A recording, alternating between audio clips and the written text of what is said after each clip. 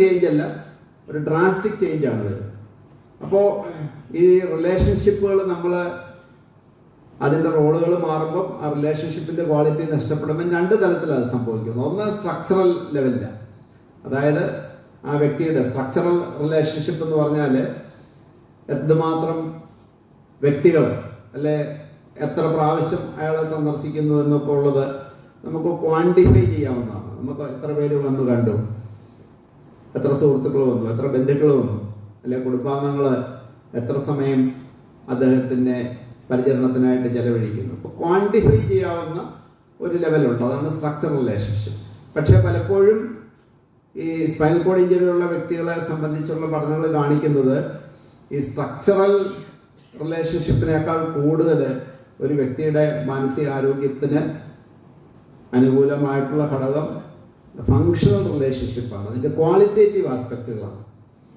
അതായത് എന്തുമാത്രം എത്ര സമയം ഒരാൾ കൂടെ ഇരിക്കുന്നു എന്നുള്ളതല്ല, അപ്പം ആ സപ്പോർട്ട് ചെയ്യുന്ന വ്യക്തിയുമായിട്ടുള്ള ബന്ധത്തിൻ്റെ ഊഷ്മളത, അതിൻ്റെ ആരോഗ്യകരമായിട്ടുള്ള അവസ്ഥ, ആ ഫങ്ഷണൽ റിലേഷൻഷിപ്പ്, ആ ഒരു വസ്തുത. ഇത് ആഴ്ചകളുടെ പ്രശ്നങ്ങളല്ല, മാസങ്ങളുടെ പ്രശ്നങ്ങളല്ല, വർഷങ്ങളോളം നീണ്ടു പോകുന്ന ഒരു കെയറിൽ വരുമ്പോൾ കെയർ ഗിവേഴ്സിനോട് ആ ഫാമിലിയുമായിട്ട് നമ്മൾ ഇടപെടുമ്പോൾ നമ്മൾ മനസ്സിലാക്കുകയും അവരെ ബോധ്യപ്പെടുത്തുകയും ചെയ്യേണ്ട ഒരു കാര്യം ഈ ഫങ്ഷണൽ റിലേഷൻഷിപ്പിൻ്റെ അല്ലെ ഗുണമേന്മയുള്ള ബന്ധങ്ങളുടെ, ക്വാളിറ്റിയുള്ള റിലേഷൻഷിപ്പിൻ്റെ ഒരു പ്രാധാന്യത്തെ പറ്റിയാണ്.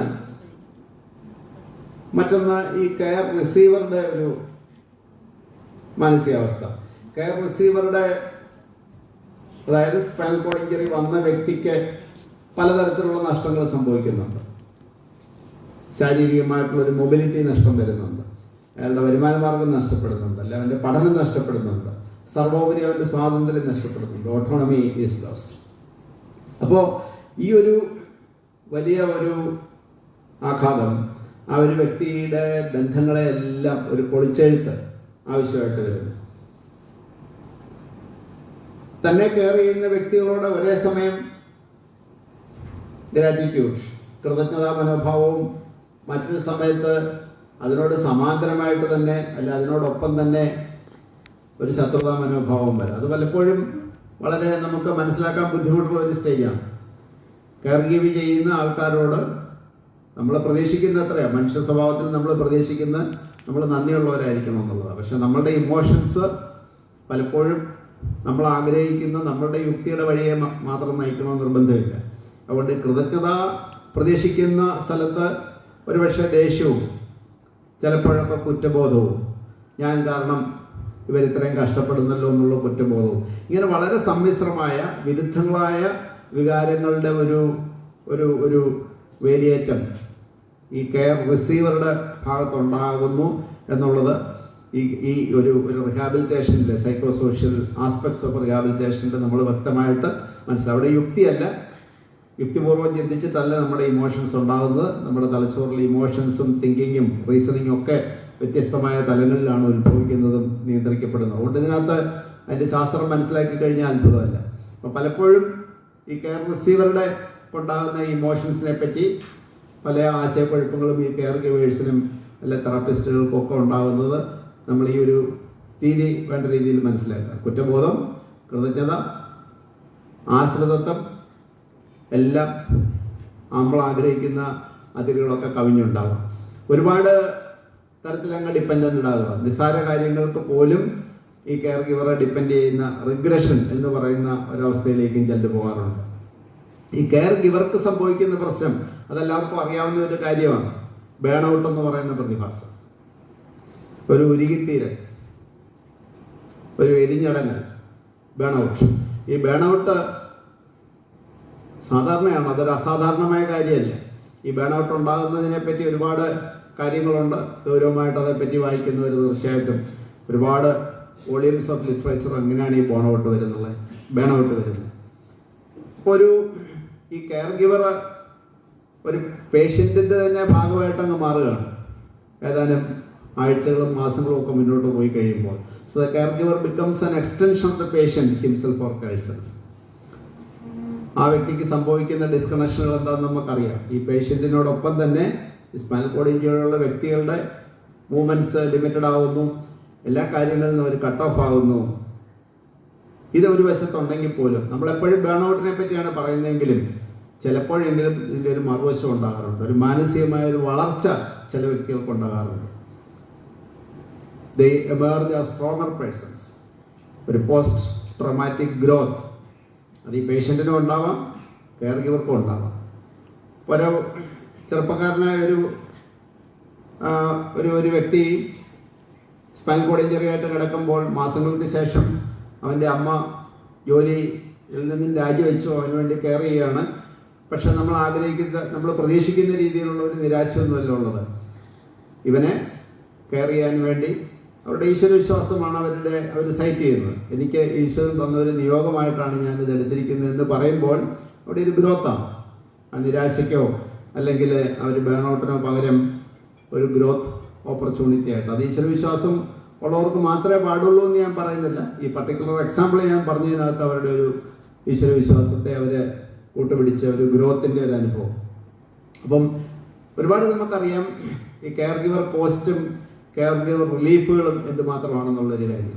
ഈ അടുത്ത കാലത്ത് ഒരു സൂയിസൈഡ് അറ്റംപ്റ്റുമായിട്ട് ഞങ്ങളുടെ ഡിപ്പാർട്ട്മെൻറ്റിൽ വന്ന ഒരു സ്ത്രീ, ഈ കെയർ ഗിവിങ് ഡിസ്ട്രസ് ആണ് അവരുടെ ഒരു പ്രധാന കാര്യം. അവരൊരു വിഷാദത്തിലേക്കൊക്കെ പോയി ആത്മഹത്യാ പ്രവണതയുടെ പേരിൽ വന്ന് വിശദമായിട്ട് ഹിസ്റ്ററി ഒക്കെ എടുത്തപ്പോഴാണ് അവരുടെ മെയിൻ സോഴ്സ് ഓഫ് സ്ട്രെസ് എന്ന് പറയുന്നത് ഈ കെയർ ഗിവർ. അവർക്കൊന്നും പോകാനായിട്ട് പറ്റുന്നില്ല. സ്വന്തം സഹോദരൻ്റെ മോൻ്റെ വിവാഹത്തിന് അവർക്ക് പോകാൻ പറ്റിയില്ല because of this care giving responsibility. പക്ഷേ ഇവരുടെ ഈ കൂടെ വന്ന ഒരു ബൈസ്റ്റാൻഡർ കുടുംബാംഗമൊന്നും അല്ലായിരുന്നു, അവരുടെ ഒരു സുഹൃത്താണ് അവരുടെ ബൈസ്റ്റാൻഡറായിട്ട് വന്നത്.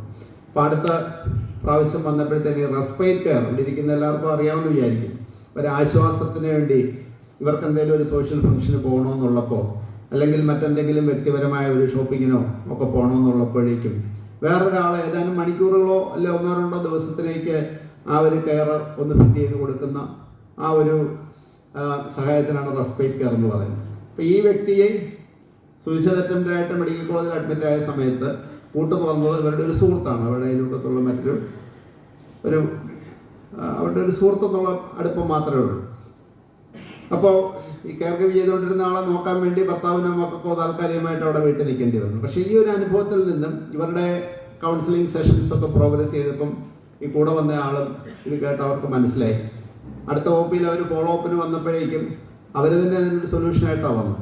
അപ്പോൾ അവർ തീരുമാനിച്ചു അവിടെയുള്ള 5-6 സ്ത്രീകൾ ഒരുമിച്ച് കൂടി ഒരു നെയ്ബർഹുഡ് സപ്പോർട്ട് ഗ്രൂപ്പ് ഉണ്ടാക്കി ഇടയ്ക്ക് ആഴ്ചയിൽ ഒരു ദിവസമൊക്കെ ഈ സ്ത്രീ ഒന്ന് ഫ്രീയാക്കും. ഒരു റെസ്പൈറ്റ് കെയറിൻ്റെ ഒരു മോഡൽ, ഒരു അയൽവക്ക മോഡൽ, ഒരു നെയ്ബർഹുഡ് മോഡൽ അവർ കാണിച്ചു തരികയായിരുന്നു.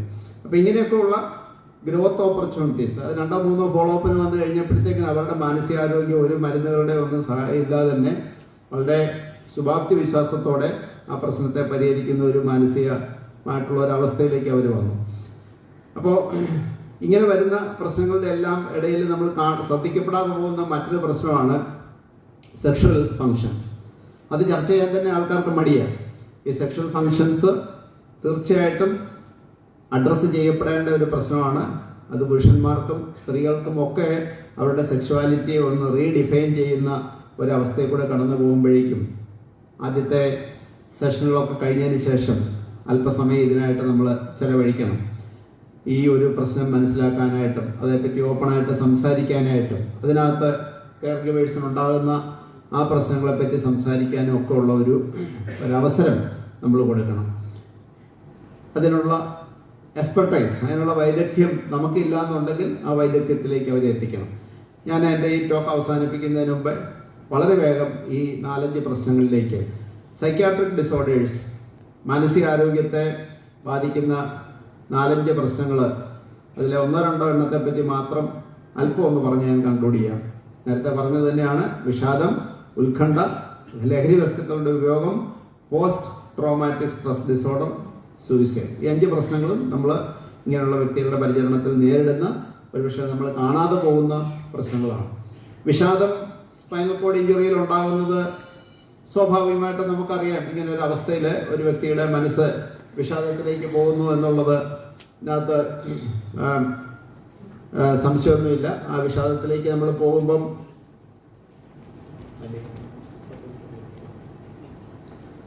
ആ വിഷാദത്തിലേക്ക് പോകത്തക്ക രീതിയിലുള്ള സാഹചര്യങ്ങളുടെ എല്ലാം ഒരു കൂടിച്ചേരൽ അവിടെ ഉണ്ടെന്ന് നമ്മൾ കണ്ടു.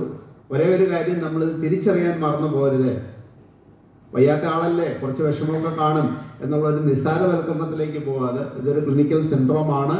അവരുടെ മൂഡ് പെർസിസ്റ്റൻ്റ് ആയിട്ട് അവരുടെ മൂഡ് താഴ്ന്ന നിലവാരത്തിലിരിക്കുകയും അവർക്ക് ഈ റിഹാബിലിറ്റേഷൻ ശ്രമങ്ങളോട് അല്ലെ അവർക്ക് ചുറ്റുപാടും കിട്ടുന്ന നല്ല സപ്പോർട്ട് കൊടുത്താൽ പോലും അതിനോട് പ്രതികരിക്കാനും അതിനോട് കണക്ട് ചെയ്യാനും പറ്റാതെ വരുന്ന ഒരവസ്ഥയാണ് ഡിപ്രഷൻ. ഉത്കണ്ഠ രോഗങ്ങൾ, ആങ്സൈറ്റി തുടക്കത്തിൽ അണ്ടർസ്റ്റാൻഡബിൾ ആങ്സൈറ്റിയാണ്. പക്ഷേ മാസങ്ങൾക്ക് ശേഷവും വർഷങ്ങൾക്ക് ശേഷവും ഭാവിയെപ്പറ്റി മറ്റുള്ളവരെ പറ്റി ഒക്കെ ആശ്വസിപ്പിച്ചാലും ഒരാശ്വാസം കിട്ടാത്ത രീതിയിലുള്ള ഉത്കണ്ഠ അവസ്ഥകളുണ്ടെങ്കിൽ തിരിച്ചറിയുകയും അതിനുവേണ്ട പ്രൊഫഷണൽ ഇൻ്റർവെൻഷൻ നമ്മൾ കൊടുക്കുകയാണ്. വളരെ പ്രധാനപ്പെട്ട ഒരു കാര്യമാണ് സൂയിസൈഡൽ ബിഹേവിയർ. പലപ്പോഴും നമ്മൾ ഇടയ്ക്ക് ഇങ്ങനെയുള്ള വാർത്തകളൊക്കെ കാണുമ്പം ഒത്തിരി നാൾ ആയിട്ട് കിടപ്പുള്ള ഒരാളല്ലേ, അയാളുടെ ദുരിതത്തിന് ഒരു അവസാനം അയാൾ തന്നെ കണ്ടുപിടിച്ചു എന്നൊക്കെ നമ്മൾ വളരെ കാഷ്വലായിട്ടൊരു കമൻറ്റ് തരും. അല്ലെങ്കിൽ വളരെ ഡിസേബിൾഡ് ആയിട്ടുള്ള ഒരാൾ ഒരു കെയർ ടേക്കർ കൊന്നുകളഞ്ഞു, ഹോമിസൈഡൊക്കെ നമ്മൾ ചിലപ്പോഴും കാണാറുണ്ട്. അതിനെപ്പറ്റി എങ്ങനെ ഒരു മനുഷ്യന് ചെയ്യാൻ ഇങ്ങനെയൊക്കെ തോന്നും എന്നൊക്കെ ഉള്ള വളരെ ജഡ്ജ്മെൻ്റലായിട്ടുള്ള കമൻറ്റുകൾ വരും. പക്ഷേ നേരത്തെ പറഞ്ഞ വിഷാദത്തിൻ്റെയും ഒക്കെ തിരിച്ചറിയാതെ പോയി കഴിയുമ്പോൾ ഉണ്ടാകുന്ന ഒരു വലിയ പരിണിത ഫലമാണ് ഈ ആത്മഹത്യാ ചിന്തകൾ. ഒരുപാട് വാർണിംഗ് സൈൻസ് ഉണ്ടാവും. എപ്പോഴും നിരന്തരം ആയിട്ട് ഈ ആത്മഹത്യാ സൂചനകൾ നൽകുക അതിനെ ഗൗരവമായിട്ട് എടുക്കണം. ശാരീരികമായിട്ടുണ്ടാകുന്ന പ്രതികരണങ്ങളിലെ അഗ്രഷൻ അല്ലെ വാക്കുകളുടെ ഉണ്ടാകുന്ന അഗ്രഷൻ കൂടുതലായിട്ട് വരുന്നുണ്ടെങ്കിൽ അത് ശ്രദ്ധിക്കണം.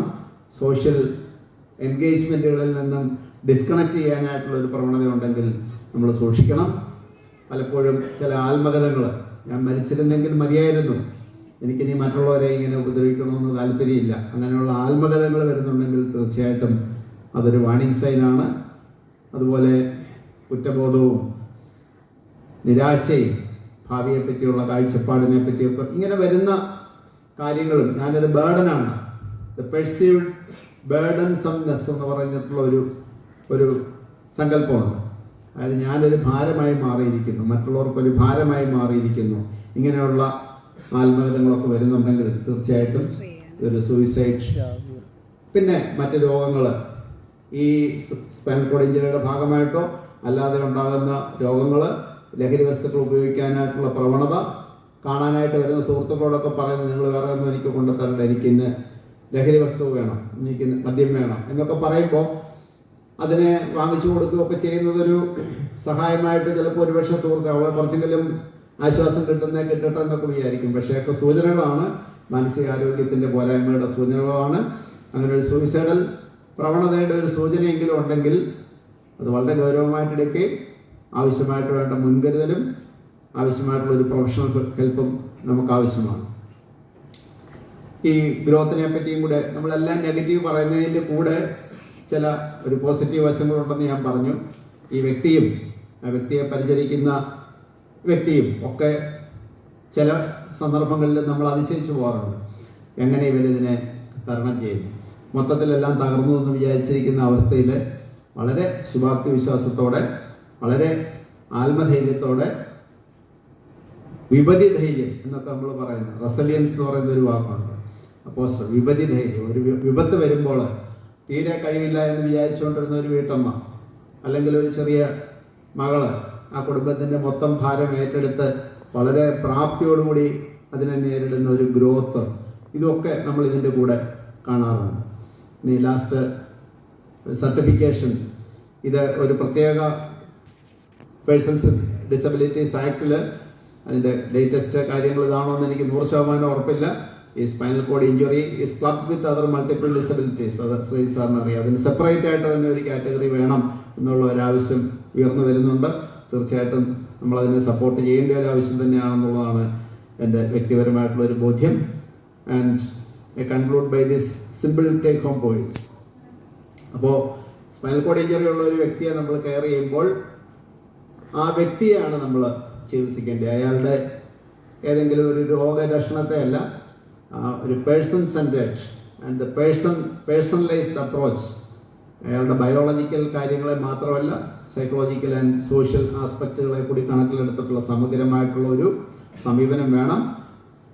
നമ്മളുടെ ബയസുകളെ പറ്റി, നമ്മുടെ മുൻവിധികളെ പറ്റി, നമ്മളുടെ സ്റ്റിഗ്മകളെ പറ്റി, നമ്മുടെ ഏബിലിസത്തെ പറ്റി ഒക്കെ ഉള്ള അറിവുകളും തിരുത്തലുകളും നമ്മളുടെ ഉള്ളിലും ആ സിസ്റ്റത്തിൻ്റെ ഉള്ളിലും നമ്മൾ വരുത്തണം. ആൻഡ് ആ ഒരു വ്യക്തിക്ക് ഇത് പൊതുവായിട്ടുള്ള സമീപനമാണ്. ഒരു ഇൻഡിവിജ്വൽ പേഷ്യൻറ്റിനുള്ള പ്രശ്നം, അത് ഡിപ്രഷൻ ആയിരിക്കാം, ഉത്കണ്ഠയായിരിക്കാം, സപ്പോർട്ട് സിസ്റ്റത്തിൻ്റെ പ്രശ്നമായിരിക്കാം, ഒരു ബേൺ ഔട്ട് പ്രശ്നമായിരിക്കാം, സെക്ഷൽ പ്രോബ്ലം ആയിരിക്കാം. ഇതെല്ലാം നമ്മളുടെ ഒരു കെയർ സിസ്റ്റത്തിനകത്ത് വരണം. അല്ലാതെ നമ്മളൊരു കത്തീഡ്രൽ മാറ്റിയിട്ടത് കൊണ്ടോ ഒരു ഒരു ഒരു ഒരു ഡെക്കബിറ്റസ് അൾസറിനെ നമ്മൾ ഡ്രസ്സ് ചെയ്തുകൊണ്ടോ മാത്രം ഈ കെയർ ആവുന്നില്ല. സമഗ്രമായിട്ടുള്ള ഒരു കെയർ നമ്മൾ കൊടുത്തു കഴിഞ്ഞാൽ ഈ ഒരു പ്രതിസന്ധി ഒരു വളർച്ചയ്ക്കുള്ള ഒരവസരമായിട്ട് നമുക്ക് മാറ്റി ചെയ്യാനായിട്ട് സാധിക്കും. ഇതൊക്കെ പ്രിപ്പയർ ചെയ്യാനായിട്ട് എന്നെ സഹായിച്ച എൻ്റെ 2 സഹപ്രവർത്തകരോട് ഇരിപ്പുണ്ട്. ഡോക്ടർ അഞ്ജു വേണ്ടി പ്രിപ്പയർ ചെയ്തു. Thank you very much. And conclude by a quote by Victor Frankl. Victor Frankl എന്ന് പറയുന്ന ഒരു വ്യക്തി വളരെ മനോഹരമായിട്ടുള്ളൊരു പുസ്തകം എഴുതിയിട്ടുണ്ട്, മാൻ സെർച്ച് ഫോർ മീനിങ്. ഉത്തരവില്ലാത്ത ഒരുപാട് ചോദ്യങ്ങൾ നമ്മുടെ ജീവിതത്തിലുണ്ട്. അപ്പോൾ ഈ നമ്മുടെ ജീവിതത്തിൻ്റെ അല്ലെ നമ്മുടെ സഫറിങ്ങുകളുടെ സ്പൈനൽ കോഡ് ഇഞ്ചറി വരുന്ന ഒരു വ്യക്തിയെ സംബന്ധിച്ചിടത്തോളം ഒരു സഫറിങ്ങാണ്. ആ ഇപ്പോൾ മനസ്സിലെ അലട്ടുന്ന ഒരു ചോദ്യമാണ്, എന്തുകൊണ്ട് എനിക്കിത് സംഭവിച്ചു, എന്തുകൊണ്ട് എൻ്റെ മകനിത് സംഭവിച്ചു, എന്തുകൊണ്ട് എൻ്റെ ഭർത്താവിന് ഇത് സംഭവിച്ചു. ഈ ചോദ്യത്തിന് ഉത്തരം പറയാനായിട്ട് സൈക്യാട്രിസ്റ്റിനോ ഫിസിക്കൽ മെഡിസിൻ സ്പെഷ്യലിസ്റ്റിനോ ന്യൂറോ സർജനോ സാധിക്കത്തില്ല. എന്നുള്ളൊരു ചോദ്യം, എന്നുള്ളൊരു ചോദ്യത്തിന്, സഫറിങ്ങുകളുടെയൊക്കെ എന്നുള്ളൊരു ചോദ്യത്തിന് നമുക്കിവിടെ പല എക്സ്പേർട്സ് ഇവിടെ ഇരിപ്പുണ്ട്. ആർക്കും ഉത്തരം പറയാൻ പറ്റത്തില്ല. അതിനുള്ള ഉത്തരം നമ്മൾ തന്നെയാണ് കണ്ടുപിടിക്കുന്നത്. What is the purpose and meaning of this suffering? ആ ഒരു എന്നുള്ളൊരു ചോദ്യത്തിന് ഉത്തരം കണ്ടു കഴിഞ്ഞാൽ A person can put up with any how എന്ന് വിക്ടർ ഫ്രാങ്കലിൻ്റെ വളരെ പ്രസിദ്ധമായിട്ടുള്ള ഒരു സ്റ്റേറ്റ്മെൻ്റ് ആണ്. അപ്പോൾ അതോടുകൂടി എൻ്റെ വാക്കുകളെ ഞാൻ അവസാനിപ്പിക്കുന്നു. നമസ്കാരം.